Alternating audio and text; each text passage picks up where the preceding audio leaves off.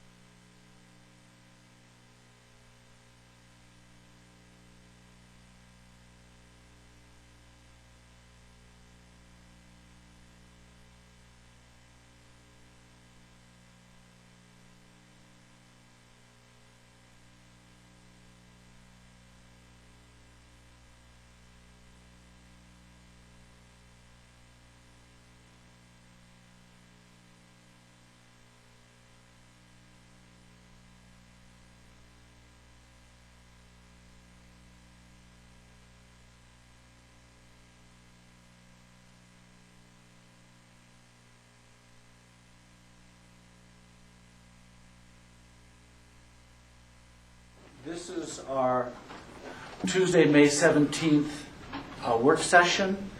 It is almost 1 o'clock, and we're going to begin our work session with a presentation from Mitzi Lettingham from our Health and Human Services about Mountain Rural Philanthropy Days. Thank you for coming, Mitzi. Well, thank you all for having me. I really appreciate being here and just being able to have the opportunity to let you know of this upcoming event. The Mountain Rural Philanthropy Days is going to be held in Edwards at the Battle Mountain High School, June 15th through the 17th. And so I'm actually here to also encourage and enlist and hope that one or two of you all will be happy to come to this event for free on the first day, Wednesday at 3 p.m. Basically, I'm going to be talking about this session. This is the government session in which government officials, funders, and nonprofit groups are invited to come. And that's going to be, it's kind of a highlight of the event itself, in which we hope to really explore different collaborations and connections that these groups can make together. In terms of Pickens County, what's important is looking at new funders, new opportunities for partnerships. We are so blessed in our county, as you know. We have a lot of partnerships already. We have some great collaborations. But I think there's always room for new entities to come in and new ideas to maybe be fostered. Essentially, this event... Mitzi, I don't know you bring it up, but you gave some history in your memo about the balance of granting going essentially in the past to the Front Range. And that's correct. This is a response to that imbalance. This event... Right. This event got started, that's exactly right, back in after 1991, when an entity in Denver called the Community Resource Center discovered, when they did, I think, the first grants guide that they put out for the state, they discovered that only 3% of any funds that were granted by Colorado private foundations went outside of the Front Range. And I think that was a shock, and as a result, they decided to work towards a really concerted effort to change that, and I think out of those meetings came this idea, let's develop actually a 3-day event that we can take throughout the entire state. So it goes in every region, and they kind of stagger. So that's why our mountain region, which consists of Garfield, Eagle, Pickens, Lake, and Summit, we go every 4 years. So everybody goes every 4 years. And the Community Resource Center, I can attest because I'm the Pickens County representative, they are doing so much work towards this event, and it starts a good 12 to 15 months ahead of this June, the organization. And there are county entities, nonprofit entities, funding entities, educational entities who are all volunteering to put this on. So it's heavily, there's really a lot of attention to detail for this. And they hope to have 250 participants, and they really have a strong desire to see local governments participate. So anyway, the Rural Philanthropy Days was founded in response to that disparity of only 3% of funding going outside of the Front Range. First event was in Grand Junction in '91, and then the Anschutz Family Foundation partnered with the CRC in '97, and I think infused funding into that event, as well as a dozen other foundations have come into play. It's now the 20th year for the Community Resource Center.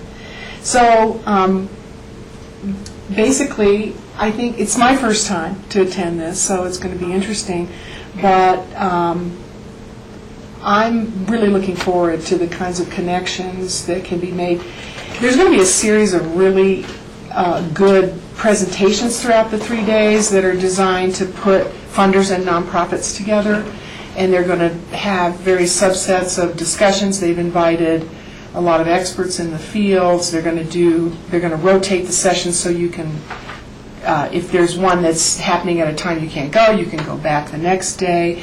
There's going to be dine-arounds in the evening They've contracted with many restaurants around the area, and they're going to have speakers at each restaurant. Transportation is being provided. And for local officials, you are able to sign up and register at mountainrpd.org using the code 999, and that gets you in free to the 3 to 5 Wednesday local government session, and also to the reception following at Fort Eagles Ranch. They're going to have transportation, and they're going to have a big opening reception then. Great. So I'm just here to hope that one or two of you will be happy to sign up and come with me. Well, thank you, Mitzi. Are there any questions from the board for Mitzi?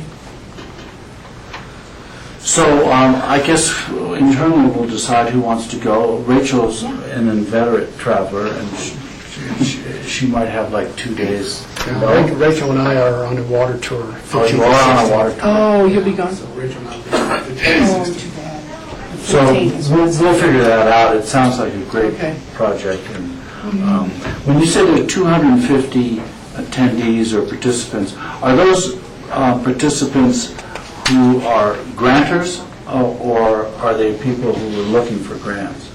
It's a combination. It's a combination. It's both, right. So it allows people to match up with their needs and organization who can help with those needs. Exactly, like for instance, I sent this out to all of our health and human service and community nonprofit agencies, of course, and encouraged them to sign up and come. And one of the sessions is going to be a resource fair too, where they're going to have booths, and that's for the funders. The foundations will have booths, and the nonprofits will be able to go around and talk about what their programs are and see if they can get a match that's different. So yeah, it's really unusual, I think. Rob?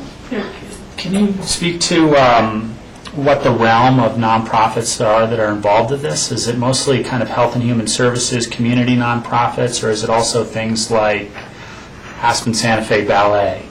I mean, there are all those realms of nonprofits, and are you reaching out to the hundreds of nonprofits that are located within the Roaring Fork Valley? You know, that's a good question, Rob. I am not exactly certain if the range of nonprofits is much broader than your health and human service, service type of organization. Buddy program. Yeah, they would Certainly, they would of fit, course. but- All of our 60-plus agencies that we fund, of course, through the Healthy Community Fund, would be really good candidates to come to this.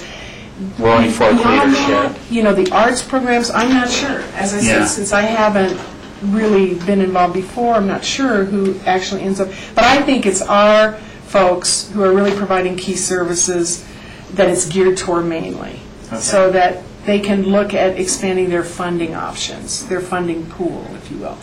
Now, that being said, I think a feature of the local government officials funders segment, nonprofit segment, and I think I attached in the packet a draft agenda for the session. You'll see that it's broader than just matching folks for funding. It's going to be about forging alliances, forging strategic alliances. I think the attempt is to dig a little deeper with some small group discussion, some breakouts. There's going to be a PowerPoint presentation. They're going to go deep into talking about the attributes of nonprofit sector, the attributes of government, and how it matches.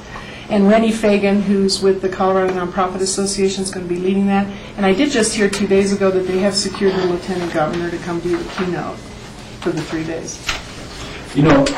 Excuse me, Jack. I think what would be interesting is to talk about our Healthy Community Fund to various people, because my impression was, and I can't remember who presented to us, but it was people from the Front Range, I believe. They were impressed that we had this Healthy Community Fund as a source and for funding social programs within our community. Yes. And that it was governed by us, but the selection process was by a citizen board. And they hadn't even heard of that kind of process. So I think that would be very interesting to bring up. These things, and to get grantors to recognize that you don't necessarily have to grant to individual organizations, but you be granted to a healthy community fund, Yes, and you we could. would administer it. So, I will be sure to be bringing it up. And as a matter of fact, the organizers of this session have called on Nan and myself for examples of community collaborations that are working, things that we feel are going well in our region. And actually, we are fortunate. We have a couple of great examples. We may be featured in the session talking about these. We have the Aspen to Parachute Dental Alliance, which you all are familiar with, which has been forming and actually is moving towards developing an indigent dental clinic in the Mid-Valley. Well, we're not sure exactly what location, somewhere in the Roaring Fork Valley. We have that. We also have the opening of the BOCC Medical Clinic, which is the culmination of a collaboration between the hospitals, the foundations, and the nonprofit sector too. So yes, we're already doing some of the things that they're looking to share as examples, and I think the Healthy Community Fund mechanism is a great example to share. So I'm going to be. thank you, Mitzi. All right. I was going to bring this up in open discussion, but I think it fits very nicely into this. There's an event happening this Thursday, which is Aspen Young Professionals Association, and it's an annual event that they do every year, and it's a wonderful event that connects people with nonprofits. It's a nonprofit wine tasting. It's going to be at the Jerome from 6 to 9 on Thursday, put on by Aspen Young Professionals Association. It's free for members, $10 for non-members, and that just kind of covers the cost of the event.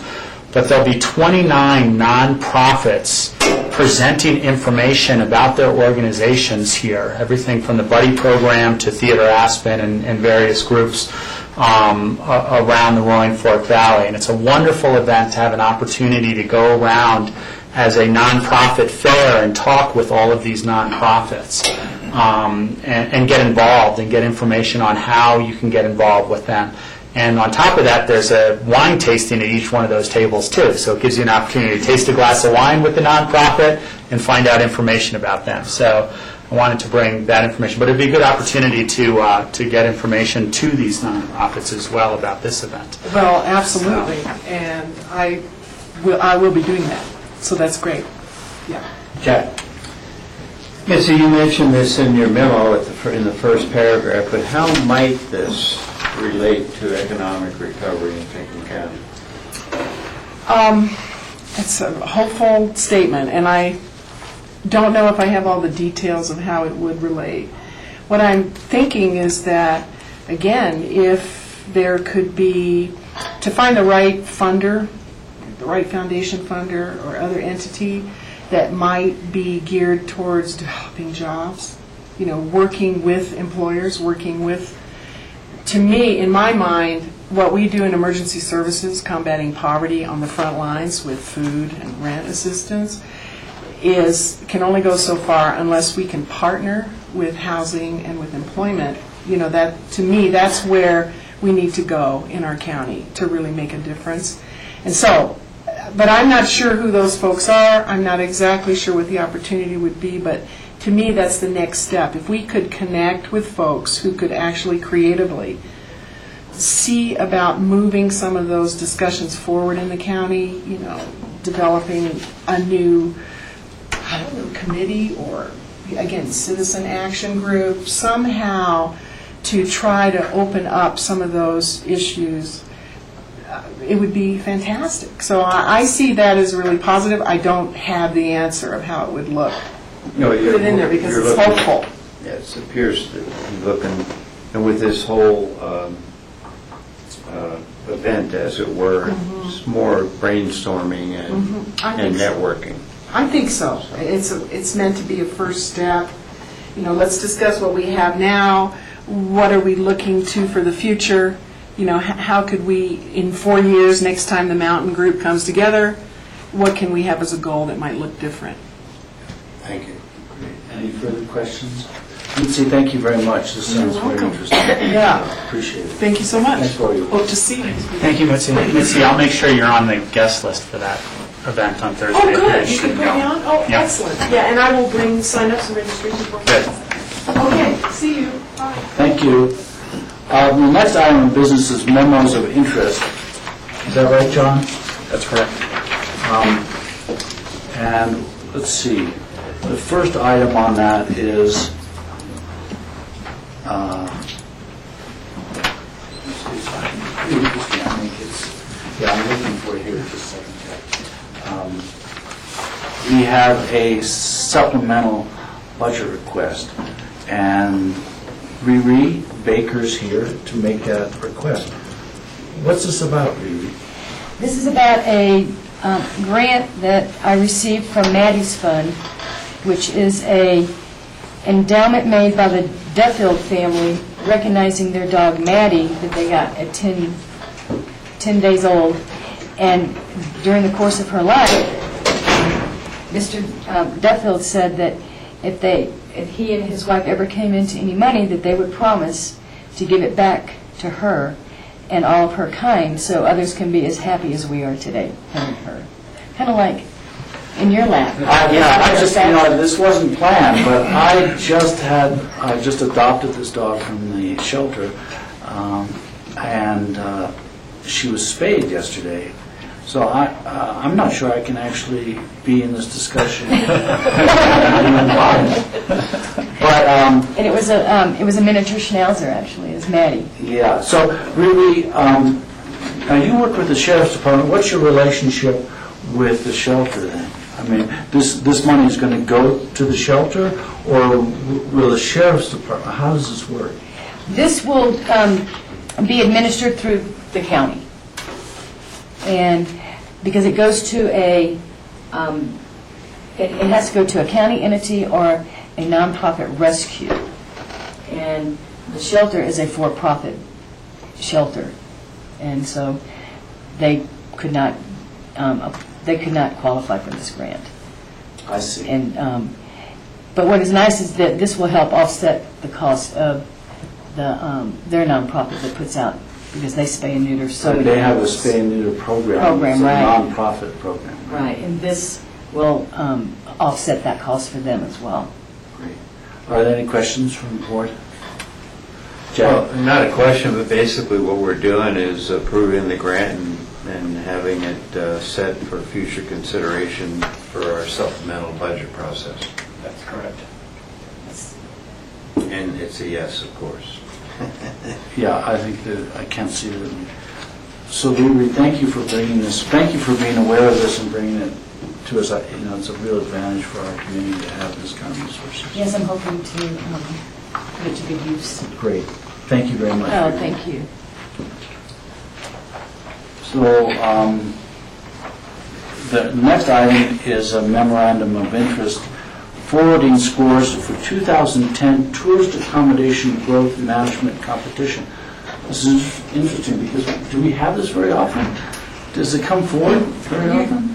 Tourist accommodations, no. Forward and growth management, yes. Right. It's usually for residential, right? Usually it's residential. We very rarely see any tourist accommodations or commercial through our growth management system. Just, I guess, being what we are here is a lot about residential. But so anyway, this is part of just the procedural issue. The P&Z did score the application. I guess to give you a little background, the application was from Ashcroft Ski Touring to build some new cross-country ski huts as part of the Ashcroft Ski Touring area. They originally requested 10 huts in 2 different sites, one site down near the cookhouse basically, and one farther up the road near what's referred to as the Star Peak Cabin, or if you're familiar with it, it's actually John Wilcox's house. It's a single-family residence farther up the road. So some concerns had been raised about the huts further up the valley. And at the meeting, John Wilcox actually had revised his application and took those off the table and said, let's just stick with the ones down by the cookhouse.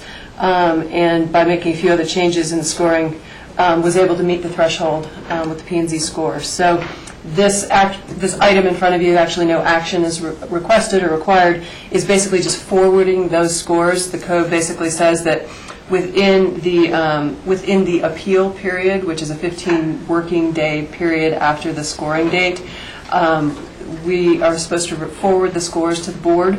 Once that appeal period expires, then there's a separate action in front of you whereby you actually grant the allotment. That's just the piece related to growth management. There are other pieces of the application that will be continuing through the process. They're still at the P&Z with some of those. There's a rezoning request, amendment to the master plan, I think that's activity envelope, I think are the primary. So once those will be reviewed by the P&Z, they will make a recommendation. That portion of the application will then be in front of you for final review and approval. Suzanne, let me ask you, you say here there's an allotment ceiling of 31 tourist accommodations per year, is that right? Right. In the county, and yet I'm not quite sure if John is getting 7 tourist accommodation Yes. units? Is that what he's getting? Yes. Yeah, And how is an accommodation unit defined? It's basically, I don't have the code in front of me, but it's essentially broken down into what we call an employee generation unit. So it's all about what are the employees that are being generated out of these, but somehow that was broken down for tourist accommodations. I don't think I could tell you where that number comes from, how we determined that 31 was the number. I don't think that's been changed in the code for years. So that is just the allotment that is available. When we changed the residential allotments a number of times, starting back in 2000, I think again in 2006 with the new code, we have not, I think, gone back and revisited the allotments available for tourist or commercial. I don't think ever in my tenure. I don't know how the board feels about this, but I would actually like to have at a future date, someday, a discussion about how we got to the 31 and what that means. And so maybe you could take that back to, if that's okay with the board, because I don't know what it means. Jack? Yeah, I have a big question mark here. By just having read this, and certainly, I appreciate the forwarding, and no action today, but I'd like to know more about it, because I'm just wondering if we ought to be thinking about quantifying what does this really mean and where the units are. It makes great sense to have X 31 units available maybe for a project in the urban growth boundary, but in a rural area, so we just need to follow through with Michael's suggestion. I would certainly support that. George? Suzanne, this is at the Ashcroft Ski Touring Area Master Plan.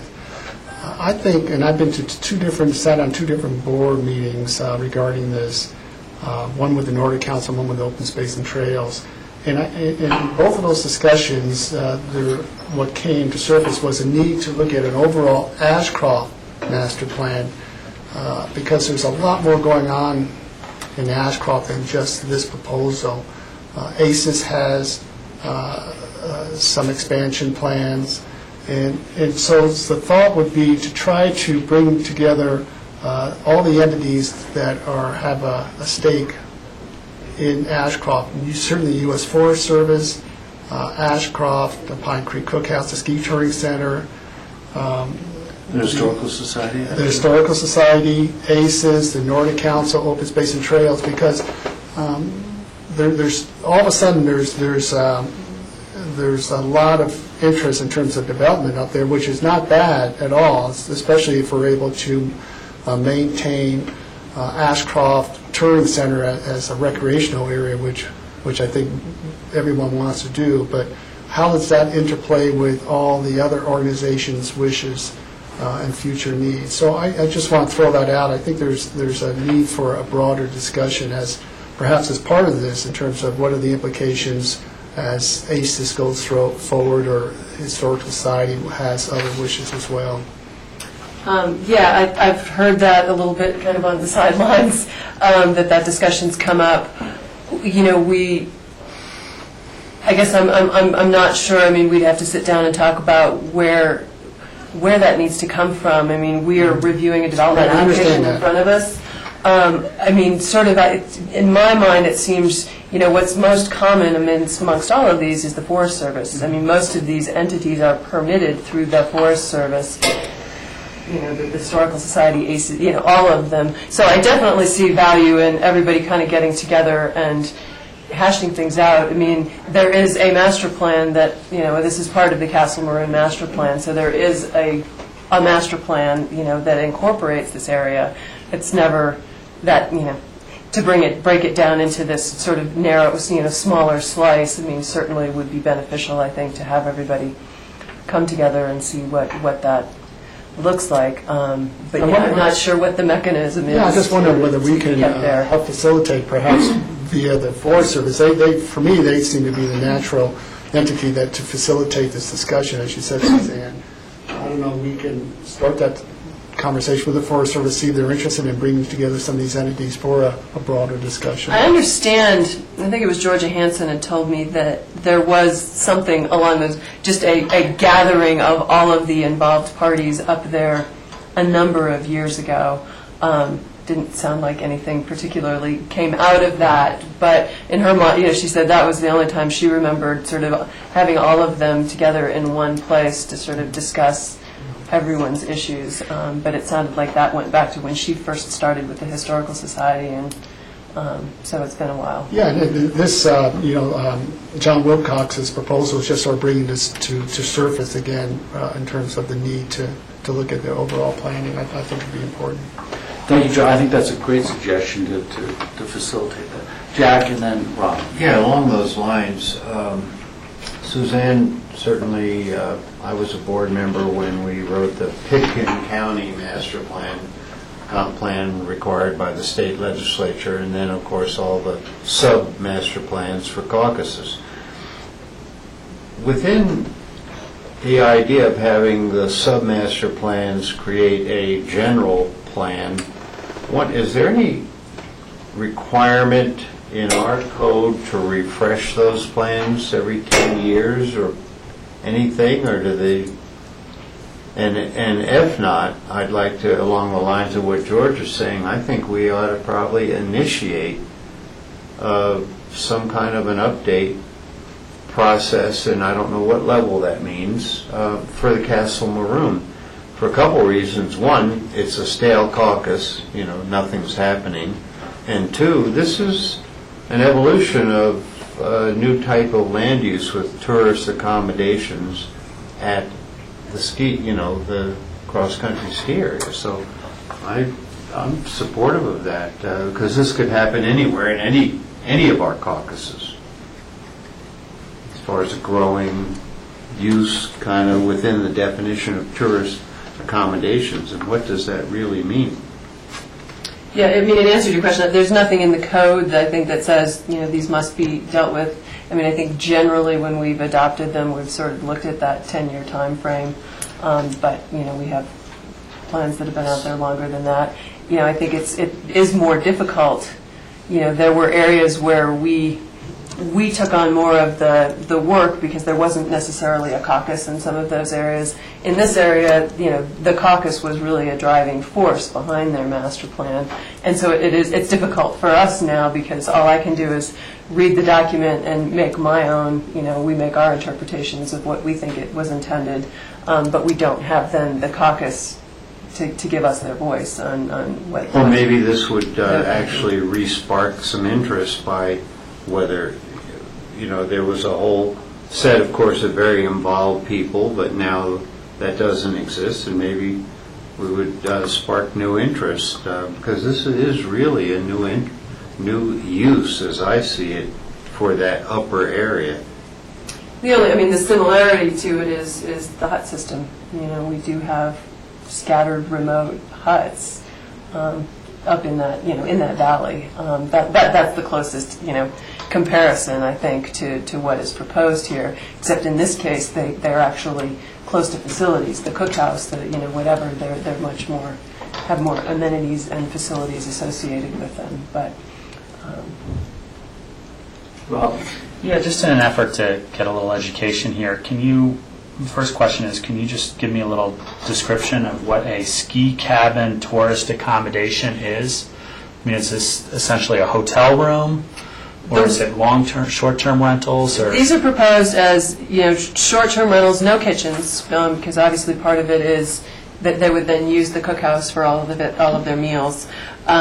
So, they're talking about, little 2-bedroom cabins or something along those lines. And I think what John said, I think he envisions, say a 3-night minimum, that they don't want to be turning them over every night and having the service needs that would come with that. So looking at that they'd want people to be there for, say a minimum of 3 nights. Is there any restrictions put on these cabins in terms of how they're used? What kind of restrictions? I mean, Can they use it for an employee, to house an employee? Can they use it for? They're clearly not intended for that. They're intended for short-term rental. They've, in the application, they've talked about the limitations on, they're not talking about anyone being able to snowmobile to these. They're clearly very much going, these are, in the wintertime would be snowshoe ski access. In the summertime, a little more complicated because the road goes right by, but they're trying to encourage people to not use, cars up there, and then basically use this as a base to then use the trails. You ride your bike from there, hike, do whatever you can. There's a lot you can access from those huts. And my next question is, this application score of 28.3, can you just give a little education background on how what are the criterias that give that type of score?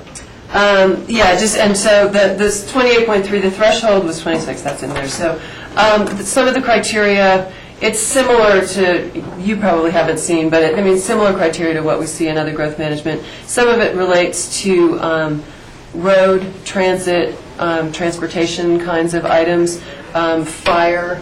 Those all fall sort of in a category when we're scoring of, obviously with a new development, you're going to have to meet the needs of your development, but then there's kind of the higher scoring comes for what can you do for the surrounding area? Can you somehow improve, is there a road improvement or a fire, emergency access kind of improvement that you can do that can get you a higher score? So that's sort of that category. And then for the tourist accommodations, there are a couple of different ones. One kind of relates to site design, and it's really not, what's your architecture, what does it look like, but it's how does your site work. And it's interesting reading them for these, cross-country ski huts was different than, you can see reading the criteria that they're much more about envisioning a tourist accommodation unit in the urban growth boundary, looking at building a new hotel or something like that. But so the site design was, what are the pedestrian amenities? How are people getting around? Are you encouraging, alternative transportation for employees as well as guests? So a lot of those kinds of things. Employee housing, employee generation. Essentially, you're required under the code to provide for 100% of the employees you generate for tourist accommodations. You get points if you agree to mitigate for more than that. And it basically falls within our housing impact fee, so it's all based on that. So 100% you don't get any points because that's what you're required to do. 110, 120, 130% you get points for that. So those are some of the criteria, if that helps. It sounds like essentially like a dude ranch, kind of, for winter people on skinny skis. That's what it sounds like. And so, yeah, John's compared it, if you're familiar with Devil's Thumb, I guess, over near Winter Park, and there were a couple other examples he had that. Yeah, there are Nordic centers in California, Royal Gorge, and they basically it's a tourist attraction, it's a destination. right. Versus Alpine, it's a Nordic destination, and so all the amenities are there, housing and food services, and of course the recreation. So I think John Wilcox's vision is to use Ashcroft as a destination recreational opportunity for people to come visit and enjoy Ashcroft, enjoy Nordic skiing.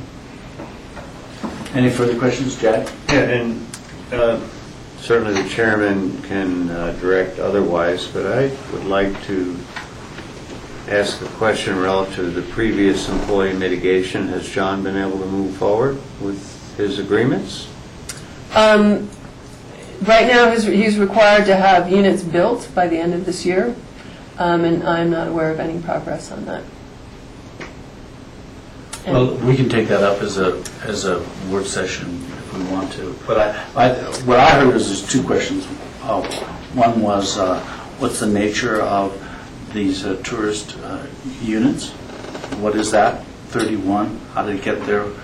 Who does it serve? Just general background. And the other one was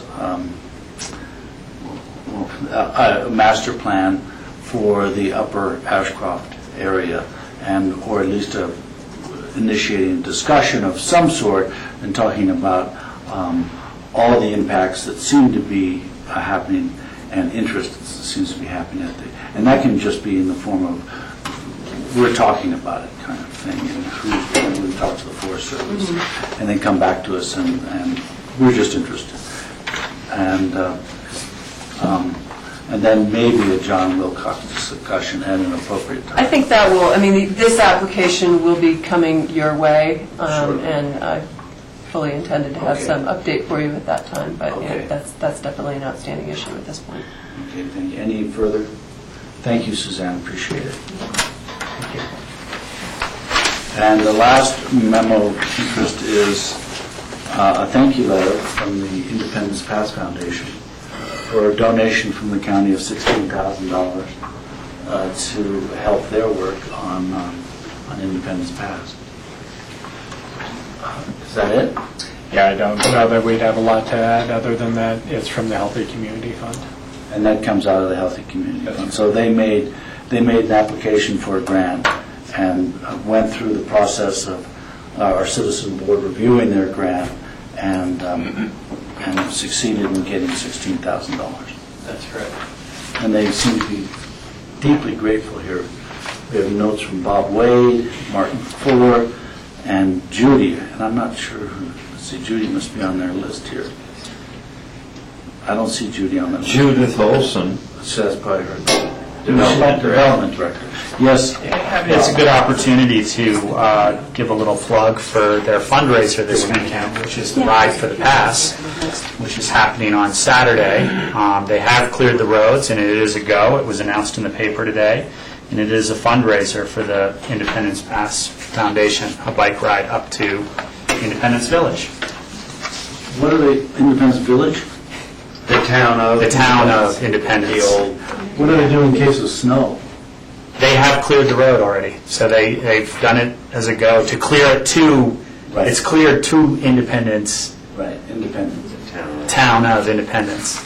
But what I was talking about is that we've had these vicious snowstorms, and so I can't imagine what would happen if it snowed like it has in the past. But great success to the fundraiser, because it's a great organization. So, any further questions? Where are we in our schedule, John? We're coming up on future agendas. Future agendas, okay. Let me just find it here in my... Do you have any comments on future agendas, John? Yeah, several. I asked Suzanne to stay next week on the 24th, the 25th. You'll note that we have a pretty thin agenda with exception of one land use item, which is a Castle Creek Campus Master Plan Amendment, as well as mail ballot election resolution. Right now, the mail ballot, we had looked at, because it's so thin, should we push some of these out?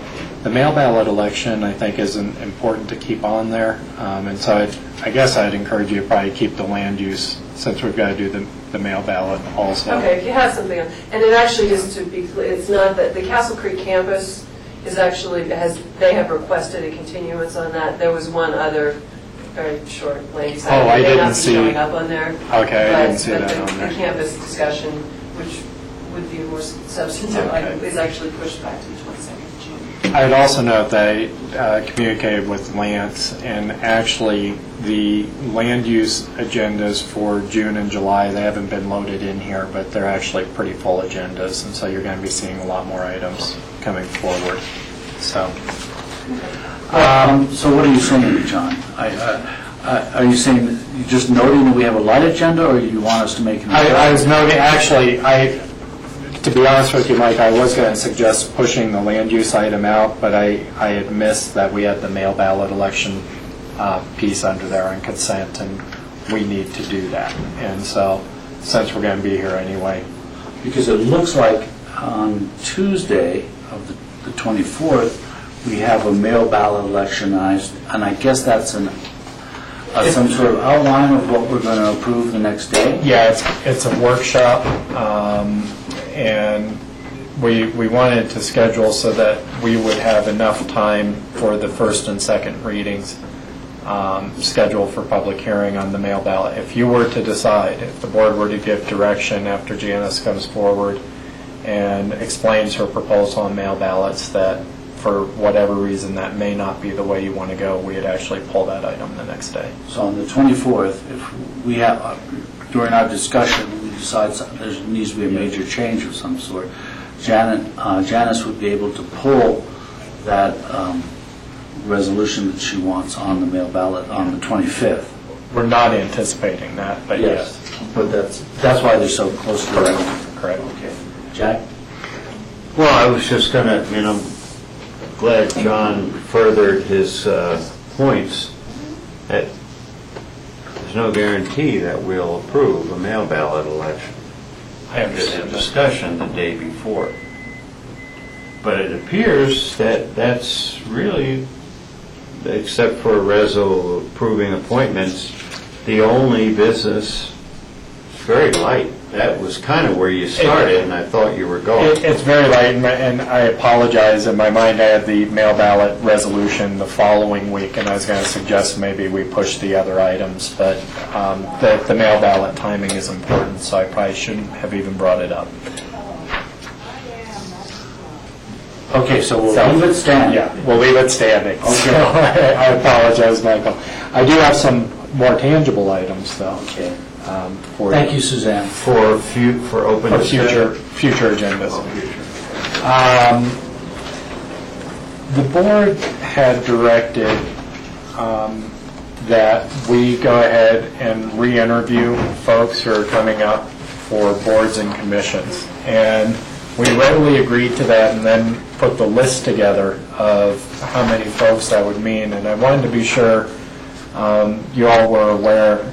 Right now, we'd have 19 interviews to conduct on reappointments. My understanding of how this has been done in the past is if folks are interested in reappointment, they express their interest in reappointment, and then we typically have brought that forward as a resolution. As we've been going through the audit process and improvement process, one of the directions of the board was that you wanted to re-interview folks as they came up for reappointment. And we can do that. I just wanted you to be aware before we scheduled those, we're going to have about 5 hours of interviews to schedule. So I don't know if you want to revisit. Yeah. Well, wait a minute. So when you say you're suggesting 5 hours for a total of 19 individuals, is that what you're suggesting at one time? 5 hours, one day? Well, we could break it up into a couple afternoons or what have you. Okay, so, but the finality of it is 19 interviews for an extended period of time. George? Well, you have, John, you have terms expires. So these are the people that are up now in 2011? So I don't understand how... Yeah, and so that would be their next term if they were reappointed. If they were reappointed. I'm sorry, George, yeah. So these would be the folks that you would be interviewing for reappointment. And John, I don't see any library board members on there. Is that still an ongoing process, your investigation into the... Well, we do have 2 library board trustees Okay. towards the middle there, but to answer your question, yes, we are still looking at how we're going to handle that charter issue with the library board. So how does that affect this library board interviews then? I thought we were going to try to achieve finality on the structure of the library board. We would probably, yeah, we had obviously scheduled these later, Michael, but I wanted you to be aware that we probably need to schedule 4 or 5 hours, and probably suggest doing that maybe even at a special time to come in and do those, either in one block or we can do them in a couple blocks. And wanted to get some guidance from the board. Does anybody have any guidance for John right now? Rob? Yeah, just because I remember this conversation, and one of the things that I had expressed was having a set system for reappointing someone, and it gives you the opportunity to say, well, what was your attendance? Having a set review sheet that basically, maybe it's done by the chair of the board, and then maybe these, instead of being 15 minutes, can be 5 or 10 minutes a piece. But as long as that initial review is done on some sort of feedback as to the person's participation on the board. I mean, what I'd like to see is if someone doesn't show up for any meetings, that they don't get reappointed, even if they want another appointment. And the other thing is that you don't want to have to, much like our appointing first-time citizen board members, you don't want to have to criticize someone. You want that information and to know what that information is. You understand the type of process that I'm thinking of here? Like an annual review type thing, or a term review. And so it's not just us asking questions like they're reapplying, but again, set questions that are set out. How many meetings have you had and how many have you attended? That would be one question offhand that I can think of. Oh, if I could. Okay, I see it's the problem for me is that this is a new process, and then we're adding some stuff to it. So it's a delicate kind of integration of a real chore here, of what to do, and so I'm willing to think about it, what you're saying, but I'm not sure it's refined enough yet. John? That's probably information that the liaison could produce for you, and so it's possible that we could maybe just provide information to the board from the staff liaison about participation of the member and that sort of thing. I think the real key question is, do you really want to interview, or do you want some feedback loop and maybe decide on boards that you'd want to re-interview? That's the key question, because I don't think we anticipated this many re-interviews coming up. And if that's really where you want to spend your time, or if you want another feedback loop to make those decisions, we can come up with that. George, Jack, and then George. This is certainly a work in progress, since I had brought up some inconsistency with bylaws, membership, etc., and then Rob being a new commissioner and really making us think about, well, what's the process, etc. So I consider this a work in progress. Now that we are getting definitive information on various facets of what's come before us, and we seemingly get it incrementally because information is being arrived at in pieces. I'm wondering if we shouldn't just have a general touch-base discussion as a board, because I think this is somewhat overwhelming to interview all of these individuals who I know almost everyone here, and I'm only speaking for myself, of course, and I'm going, wow, to have them come in town, and obviously it'd be in the summer, and we're going to have beginning of the summer or thereafter, and dealing with the traffic and the parking and the this, that, and the other. And I think what Rob has again hit on, and though he said the board chair, I think you might have meant staff liaison, get that feedback from the staff. Well, okay, appointments are expiring. Ask the question, have it as a matter of policy. Staff liaison, do you recommend reappointment? And then maybe we can sift through this a little bit and avoid that really time challenge, because I'm considering, even if we did it incrementally, we still have other business. All business is important, but sometimes there are priorities, things that are coming. And with the strategic plan and the economic development stuff still looming ahead as a serious process, the potential of ballot questions as a serious process, I think we definitely need to understand the bigger picture about a time commitment to a policy. Unequivocal, we want to re-interview everyone. I'm sorry, so Jack, your final comment was you want to interview everyone? No. Oh, you don't? No, I think we need to question our Okay, I'm sorry. blanket policy, because it sounded like a great idea, and I'm all for it, and I was all for it, but not recognizing how many. And this is just continue. So it's a discussion point here, and I'm glad we have it again. John, one of my questions as we're continuing trying to restructure this whole process is if we take, for example, the Translator Advisory Board, and there we've got 4 members whose terms expire in 2013. And we've had this discussion before, but somehow I think we need to look at how we can better stagger terms as well. And Georgia, I believe that's the result of us not setting terms by calendar, but by a set calendar date, but terms based on when folks were appointed, and we got what were staggered terms out of alignment. And so as we move forward, we'll be appointing 2 positions where we should be restaggering the terms.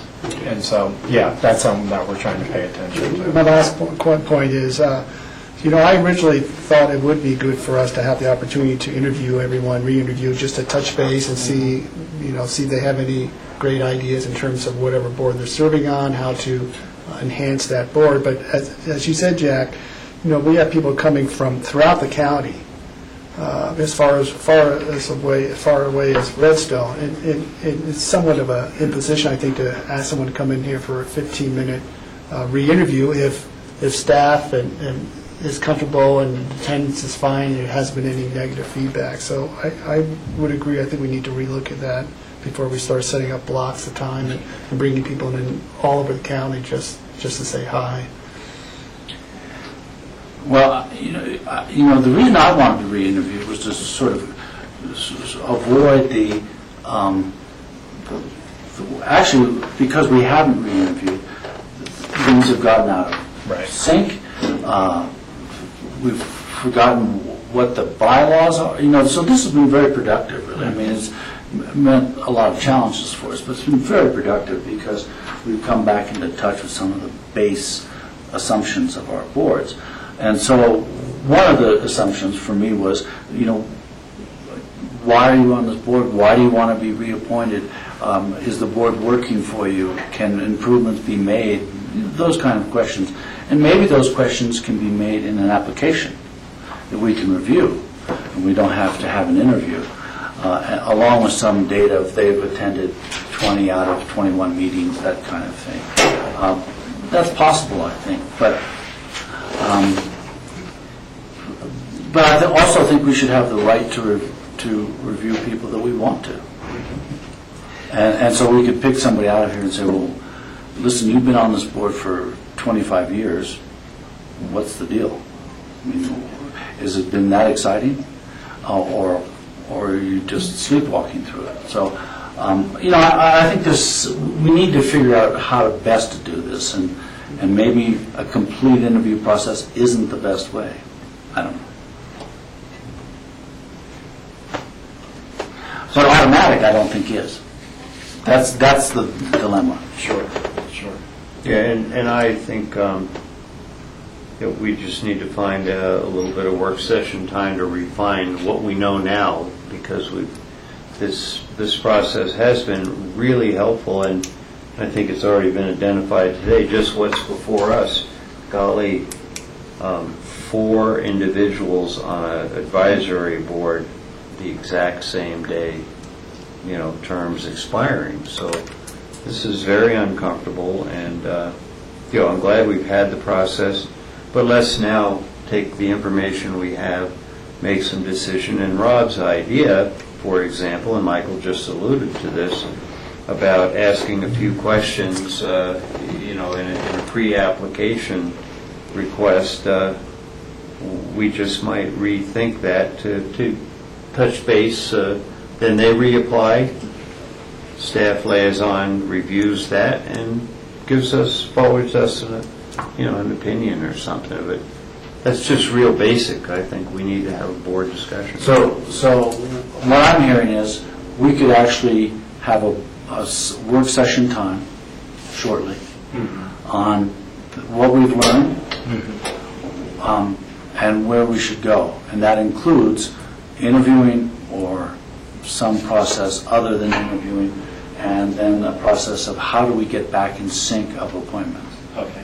Is that would everybody be happy, Rob? I'd add, I think George made one key comment that getting feedback on how these boards can be better is a great process of re-interviews or reappointment process. Yeah, and I think that could be part of an application question of, given your experience on this board, how can the county and you, or how can we help make this a better, more effective board? Exactly. Yeah, and I think my final comment on this is I would like to ask a legal question of our county attorney. Can we actually go back, once we understand where all of our volunteers are at relative to their terms, can we actually make a decision as a board to direct that terms are staggered, and we start really relatively soon having a new staggered timelines? I mean, I have no idea how the process works, but I would like to know if we can actually do that, because I think it is important to get back on track consistent with the bylaws, because that's where I started a good while ago when I first brought this up. So that would be part of the work session discussion, John, is the legal niceties involved in this. It's not a reorganization, but a re-examination of our boards. And that's part of what we're working through at the library, so we should be able to have that discussion. Okay. Because we might have to make some new resolutions governing these boards, or somehow change their bylaws, and what's the mechanism for changing their bylaws. Whether we'd have to go to election or a public vote, I don't know. Okay, I think I've got direction there. I'm sorry I presented that rather clumsily. It really should have been, do you want us to schedule 5 hours or revisit it? So thanks for working through it with me. Other items to put in front of you.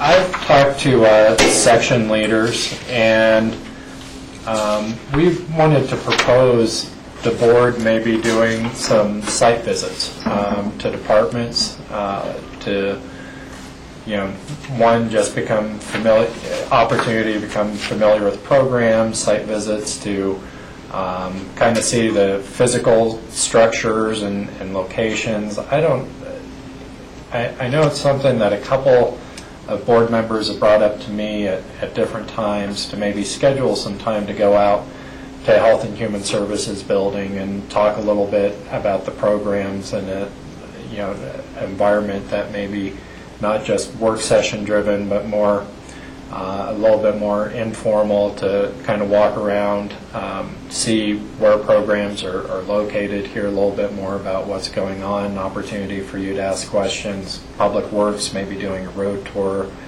those sorts of things. And I wanted to throw out, a question to see whether, if it's just individual board members, we can certainly schedule those. But if it's the whole board might be interested, or a number of you might be interested in doing that, knowing that. And also if there are some areas that you all might like to see first, and we can start to get some time scheduled right outside of work session Jack? time and such. Yeah, I think all of us are familiar with our facilities, okay? So I would not be interested at all individually.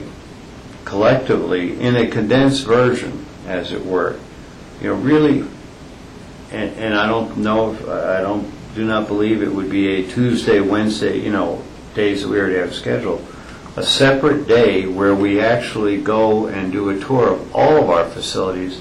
I'm more interested in that and understanding the bigger picture and all at once instead of incrementally going through, we'll do this today and et cetera. If we want to do this, and I would like at least a strong majority of the board to be able to go on this, so we commit, it's at least 4, there's always a schedule or something or somebody, but really do it as a board and do it concentrated. Because that would give us a better picture, and it's all collectively, we're getting the same data at one time. That's my take. Yeah, I'm not that interested, frankly. I've been to all the facilities, I visit them periodically, and I roam around, and I think we have a lot of other things on our plate, certainly with our strategic planning, that I would rather focus on, rather than spend board time just visiting facilities like the airport, Health and Human Services, Public Works, that I'm sure all of us have been out with.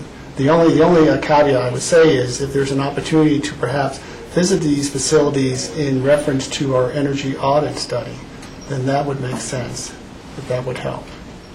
Something that's really concrete and tangible versus just seeing where someone's office is.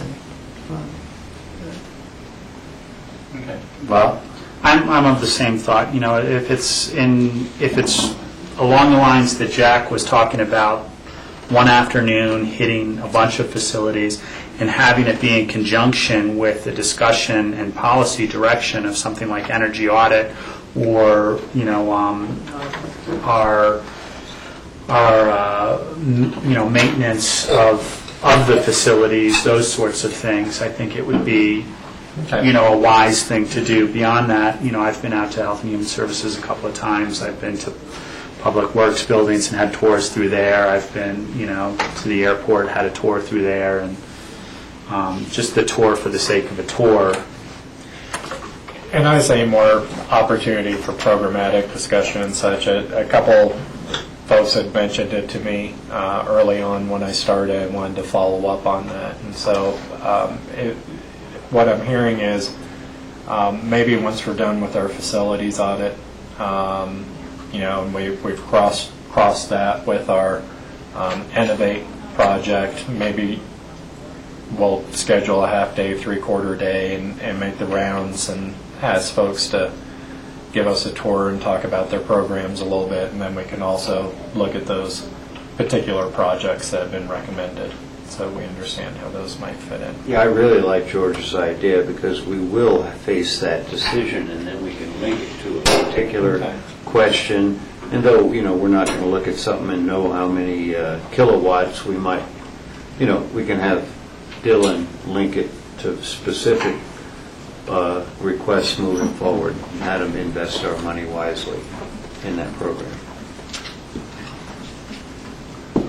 My favorite kind of tour is with white gloves and making sure how tight those hospital corners are. Cots everywhere, so. Fair enough. We can look at And the only facility I haven't gone to is I think we still own that little cabin in Redstone. We better go fast, Jack, because it's going to disappear. Underwater, right? Well, no, it's going to disappear completely. I'm being facetious here, but Could be well all over in as there. well. Thank you for bringing that up, John. Is there anything else? I'm sorry, just a couple more.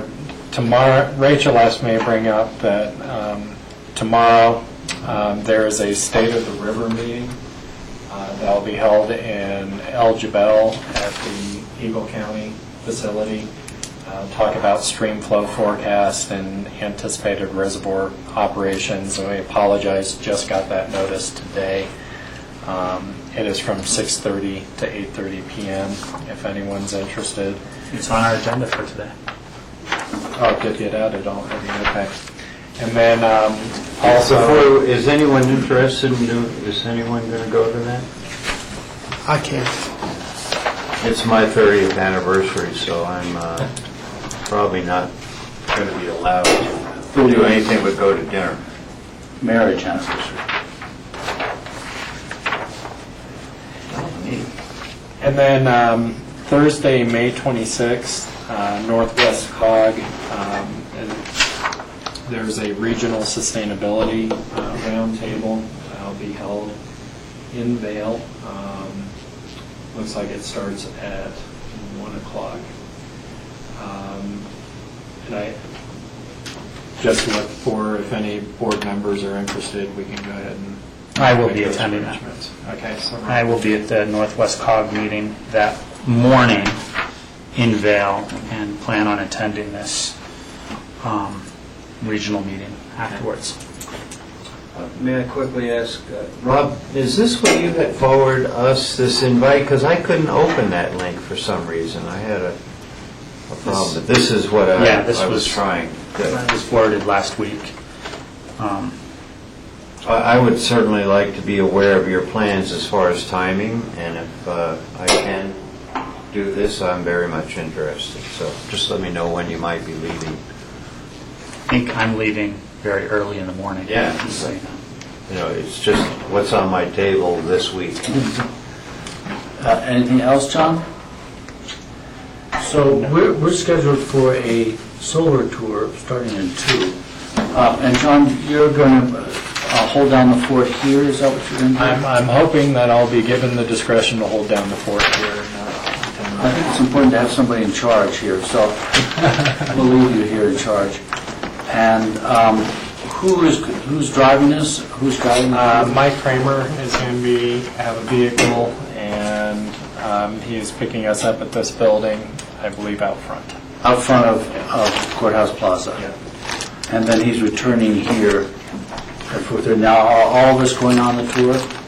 Yes. Rob? Yes. Okay, and we're all going to go for this full Is the length? puppy going to be able to come? I got to take her because I've got a bag here, so Looks like he's going to sleep. You might have to wake her up. she'll probably wake up for a little while. I'd like to pose one question on Okay. future agendas, because I do not believe I was part of this discussion. Friday, June 10th, we have a retreat. Is that That's strategic planning. plan? Is that's absolutely firm? Yes. Is it not absolutely Unless first? you can. Yeah, well, I already have tickets to go to a Rockies game, and my wife told me no, but I'll see what we can do. Told you no to what? To No to- Rockies game? Or no to meeting. Okay. Okay. Obviously, I have in hand, literally. if it's the board's wish, we'll make it, we'll reschedule it, we'll make that happen. So, Well, I think it wouldn't be worthwhile unless we could all attend.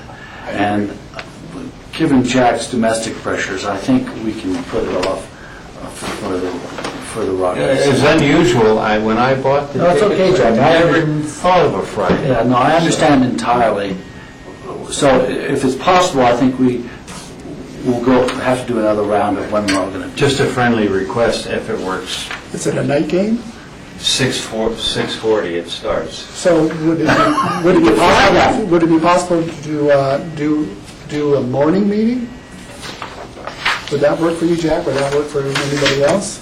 Well, I certainly, if we could get it early, but, you know, I would like to have at least 4+ hours to get there, so that's a consideration, but we'll look at it. We'll probably be pretty tight to get Jack on the road. Well, how long a meeting were you thinking? it's 5 hours. 5 hours? Well, okay, I thought maybe it was 3 hours. So we'd have to start at 7 or something. No such luck. And we can, I can work, we're going to bring Tom Baker in to help us out with facilitating on that one, and so we can also check to see if there's opportunities to shorten it down. Well, I'd sure I mean, I thought we had a tentative date, if that, it was the Friday or the following Monday, or? I think it was, and I need to go back and look at my notes, but you're right, George. I almost want to say that, I almost want to say the 17th, but maybe it's the week of the 17th. We had an alternate It was a date. Monday. 17th is a Friday, I think, June 17th. well, it'd be the That's next Food and Wine Friday, so. Weekend. Oh, that's right. And Monday, it sure worked a lot easier. I thought it was a Monday, well, anyway, we I'll go can back and look at the notes. see what works for everybody. Okay. Okay. Maybe send us out a couple of option dates, and we can reply back to you and see. Okay. So it is getting time down to commitment, so look at those things carefully, and we'll have to commit. Any further future agendas? Oh, I'm sorry, not from me. Okay, and the board have any other concerns? Okay, so we'll adjourn and meet out front when we can. Boyd, thank you very much, appreciate it. Grassroots, thank you, sir.